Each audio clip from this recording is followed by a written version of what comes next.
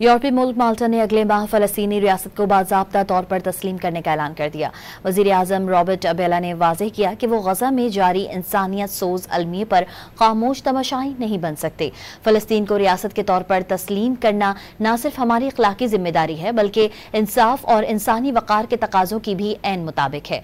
उन्होंने ऐलान किया कि माल्टा फलस्तीनी रियासत को 20 जून को होने वाली अक़वाम मुत्तहिदा की कॉन्फ्रेंस के बाद बाज़ाब्ता तौर पर तस्लीम करेगा। अक़वाम मुत्तहिदा के 193 में से 147 रुकन ममालिक अब तक फलस्तीन को एक खुद मुख्तार रियासत के तौर पर तस्लीम कर चुके हैं। यूरोपीय मुल्क माल्टा ने अगले माह फलस्तीनी रियासत को बाज़ाब्ता तौर पर तस्लीम करने का ऐलान कर दिया। वज़ीर आज़म रॉबर्ट अबेला ने वाज़ेह किया कि वो गजा में जारी इंसानियत सोज अलमिये पर खामोश तमाशाई नहीं बन सकते।